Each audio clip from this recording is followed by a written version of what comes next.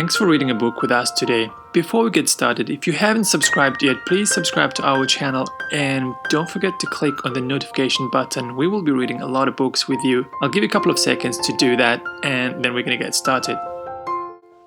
The Gruffalo's Child.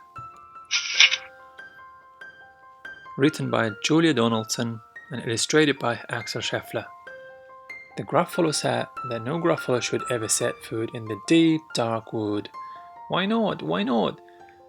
Because if you do, the big bad mouse will be after you. I met him once, said the Gruffalo. I met him a long, long time ago. What does he look like? Tell us, Dad. Is he terribly big and terribly bad? I can't quite remember, the Gruffalo said. Then he thought for a minute and scratched his head.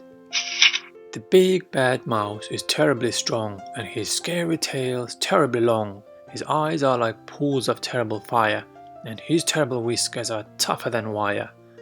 One snowy night when the Gruffalo snored, the Gruffalo's child was feeling bored.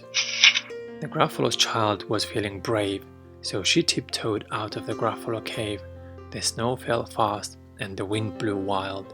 Into the wood went the Gruffalo's child. Aha, oh-ho, a trail in the snow. Who did this tail and where does it go?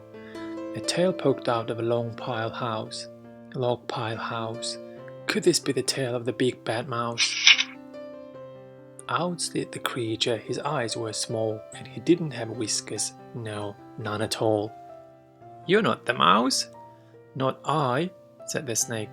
He's down by the lake eating Gruffalo cake.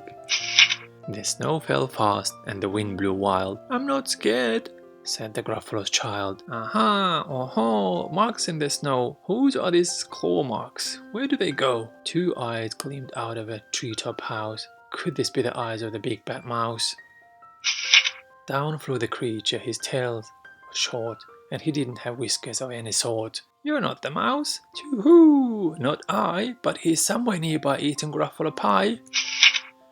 The snow fell fast and the wind blew wild. I'm not scared, said the Gruffalo's child. Aha, oh-ho, a track in the snow. Who did this track and where did it go? Whiskers at last, an underground house. Could this be the home of the big bad mouse? Out slunk the creature. His eyes weren't fiery, his tail wasn't scary, his whiskers weren't wiry. You're not the mouse? Oh no, not me. He's under a tree drinking Gruffalo tea. It's all a trick, said the Gruffalo child. She sat on a stump where the snow lay piled. I don't believe in the big bad mouse, but he comes a little on out of his house. Not big, not bad, but a mouse at least. You'll taste as good as a midnight feast. Wait, said Mouse. Before you eat, there's a friend of mine that you ought to meet. You'll let me hop onto a hazel twig. I'll beckon my friend so bad and so big. The Gruffalo's child clenched his fist. That mouse, so he does exist. The mouse hopped into the hazel tree. He beckoned, then said, just wait and see. Out came the moon. It was bright and round. A terrible shadow fell onto the ground. Who is this creature so big, bad and strong? His tail, his whiskers are terribly long. His ears are enormous and over his shoulders he carries a nut as big as a boulder. The big bad mouse, yelled the Gruffalo's child. Mouse jumped down from the twig and smiled. Aha, oh-ho, prints in the snow. What are these footprints? Where do they go? The footprints led to the Gruffalo's cave, where the Gruffalo's child was a bit less brave. The Gruffalo's child was a bit less bored, and the Gruffalo snored and snored and snored. This is the end of the story. I hope you enjoyed it. I hope you liked it.